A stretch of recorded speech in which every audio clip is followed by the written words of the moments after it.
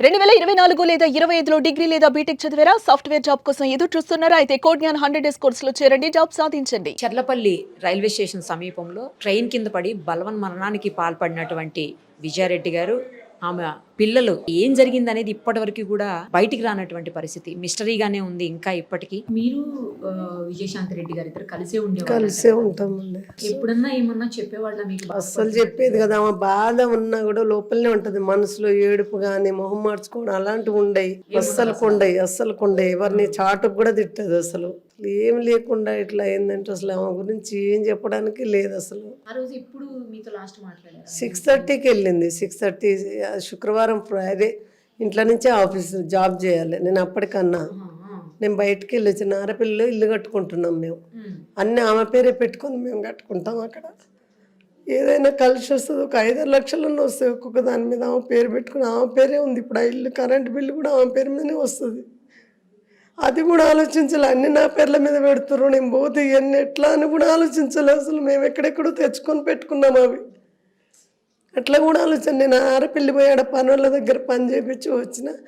ఆ శుక్రవారం ఆ రోజు జ్వరం వచ్చిందని నేను ఇల్లు ఊడకుండా పోయినా. ఆమెనే ఇల్లు ఊడ్చుకుంది. 5 గంటలకు లేచింది, ఇల్లు ఊడిచింది, స్నానం చేసింది, దీపం పెట్టింది, నాకు టీ పెట్టించింది. ఆమె టీ తాగింది. 15 నిమిషాల్లో రెడీ అయింది. అరే శుక్రవారం నీకు ఆఫీస్ ఉండదు కదా నాన్న అంటే, ఆఫీస్లో మీటింగ్ ఉందని వెళ్ళింది. రెడీ అయింది, డ్రెస్ వేసుకుని వెళ్ళిపోయి. అరే నేను చిక్కుడుగా కూర చపాతి చేసిన తినకుండా పోతున్నా, మరి రేపటికి నేనే తినాలంటే నేను ఆఫీస్లో తింటాను పోయింది. అప్పటికి నాకు అరే శుక్రవారం పోయింది మళ్ళీ అని మళ్ళీ 10:30కి మళ్ళీ ఫోన్ చేసిన. తిన్నావా నాన్న? మరి పోయినావా? లాగౌట్ అయింది, అందరు జాయిన్ అయినరా అని అడగడానికి చేస్తే నేను పిల్లలు తీసుకొని పోతున్న పార్టీ ఉంది అన్నది. అరే నేను లేని పార్టీ ఏందమ్మా, నన్ను తీసుకుపోదు కదా అంటే, వద్దు మేము ముగ్గురమే పోతున్నాం అన్నది. అదే లాస్ట్ కాల్ మాట్లాడింది. తర్వాత గంటకు నేను చేసిన. ఎందుకంటే ఆడపిల్లని తీసుకుపోయింది ఆఫీస్లో, ఎక్కడ పడుకోబెడుతుంది అనే ఆలోచనతో గంటకు చేసి ఇక ఫోన్ ఎత్తలేదు. 4 గంటల దాకా చేసిన. రాత్రి తెల్లవారుజామున 5:30కు వస్తుంది ఆమె. క్యాబ్లో ఒక సెక్యూరిటీ గార్డు ఉంటాడు, ఒక డ్రైవర్ ఉంటాడు, చాలా సేఫ్టీగా పోతుంది, సేఫ్టీగా వస్తుంది. అసలు ఆమె దిగినాక కూడా పైకి వచ్చినాక కూడా కారు ఉంటుంది. అసలు సెక్యూరిటీ గార్డు చూసుకొని పైన నన్ను చూసినాకనే పోతాడు వాడు. అంత జాగ్రత్త. ఏదో అల్లటప్పుడు డ్రైవర్ ఇచ్చి అట్లా లేదు ఆఫీస్. అసలు 1-2 సార్లు నేను యశోద హాస్పిటల్లో జాయిన్ అయినా. అక్కడ దింపిపోమని ఆఫీసర్లను అడిగినా దింపలేదు. ఇంటి దగ్గర దింపినాక ఇంట్లోకి పోయినాక ఎటన్నా పో అని అంటారంట వాళ్ళు. ఇంట్లో దిగినాక మళ్ళీ యశోదకు వచ్చేది ఆమె మళ్ళీ బండి తీసుకొని. కానీ మధ్యలో ఎక్కడ దింపరు, ఎక్కడి నుంచి తీసుకుపోయినారు అక్కడనే దింపిపోతారు. పైకి వచ్చినాక పైన గేటు పెట్టుకున్నాక పోయేటోళ్ళు. అట్లాంటిది ఏం చెప్తాను చెప్పండి. ఆ పిల్లలు కూడా చిన్న పిల్లలు. నా కోడలు చాలా కష్టపడి చదివించింది. ఎందుకంటే మా దగ్గర ఉంటే వినడు, వాళ్ళ డాడీ ఉంటాడు, వాళ్ళ మమ్మీ ఆఫీస్కి వెళ్తుంది, డే అంతా పడుకోవాలి.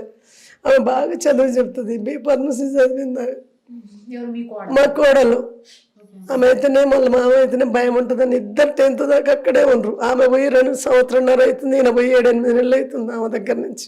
చిన్న పిల్లల కాంచి మా దగ్గరనే పెంచుకొని మేమే అన్ని చేస్తే ఈరోజు ఇట్లా చేసిపోతే ఏం చేస్తాను నేను? కష్టం తెలిసిన వాళ్ళకే తెలుస్తుంది, అందరికీ తెలియదు కదా.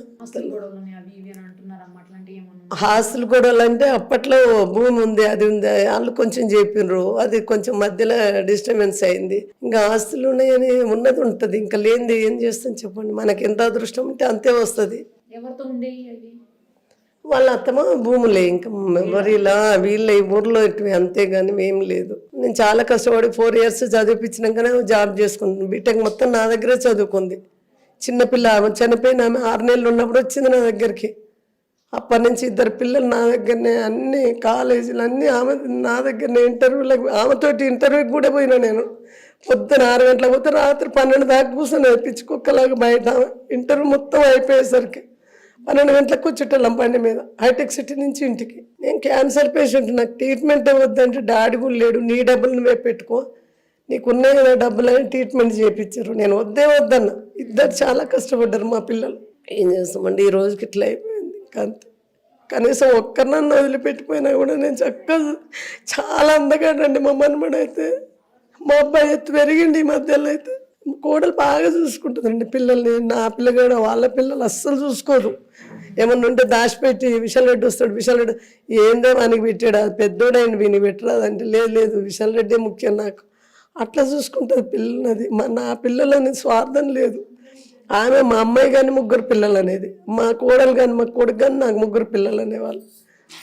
ఒక్కరిని ఒంటరి వాళ్ళని చేసిపోయింది. ఏ రోజు ఇట్లా చేస్తుందని అనుకోలే నేను. ఏ ఊరికి పోయినా ఆమెనే అడుగుతారు, శాంతి రాలేదు.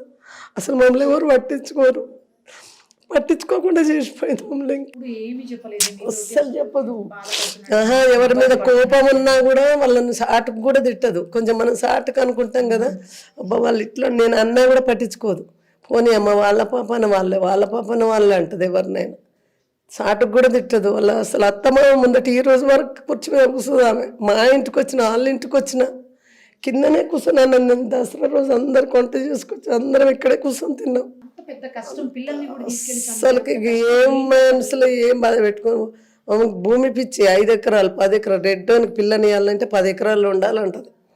మగపోరానికి భూమి ఉంటేనే మీ పిల్లని ఇస్తారు, లేకపోతే నీ ముఖానికి ఏముందరా అంటారు. మనకి ఏం ఎకరాలు లేదురా నాన్న, చదువుకో అని చెప్పి మనకున్నది 1 ఎకరమే అని చెప్తున్నారే. 1 ఎకరమే ఏదో ఉంది అంటే నీకేం తెలుసు, నీ మనవానికి ఉంది కాబట్టి నీకు తెలుస్తలేదు అట్లా అనేది ఆమె. ఏ రోజు అసలు ఏడవదు ఆమె. అసలు ఏడుస్తానన్నా కొంచెం బాధ పోద్ది, ముఖం మార్చుకోద్దు, ఏడవదు, హ్యాపీగా ఉంటుంది. లోపల ఏం చేసుకుంటుందో తెలియదు. మనసులో కొంచెం బాధ ఉంటే ఏడిస్తే కొంచెం ఫ్రీ అవుతుంది. ఆమెకు అట్లా బాధ కూడా పెట్టుకోదు, బయటకు అసలు తెలియదు. ఫ్లవర్లా వెలుగుతుంటుంది ముఖం ఎప్పుడు చూసినా కూడా. ఎనీ టైం ఎంత సంతోషంగా ఉంటుంది.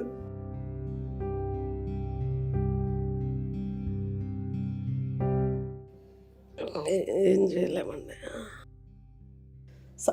సండేనే అరిసెలు చేసినాం. ఆమె సోమవారం పోతా అన్నది.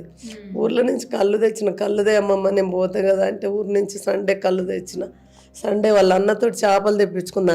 ఆయనకు వచ్చేసి ఊరి నుంచి కళ్ళు తీసుకొని వచ్చేసి చేపల కూర వండింది, ఫ్రై చేసింది, అరిసెలు చేసినాం. 5 గంటలకు మనకి ఇచ్చి వచ్చింది. అసలు అంత మంచిగా ఉండేది. అసలు ఎప్పటి నుంచి ప్లాన్ చేసుకుంటున్నా అన్నది కూడా తెలియదు మాకు. అసలు ఏదన్నా చెప్తాం ఆ పేరు మీద ఉన్నాయన్న మాకు కనీసం ఇచ్చి కూడా పోలే, రాసి పెట్టి కూడా పోలే, ఇది నీది ఇది నాదని కూడా. ఆమె పేరు చాలా కలిసి వస్తుంది. క్యాట్ కూడా వేయించుకుంది మా కోడలు. నా పేరు వేయించుకోవే అంటే ఏమొద్దు, పుష్ప మూవీలు 2 వచ్చినాయి, మీ పేరు వద్దు, మనమంది వేయించుకోవే వద్దా, వదిననే వేయించుకో, వదినదే వేయించుకుంది.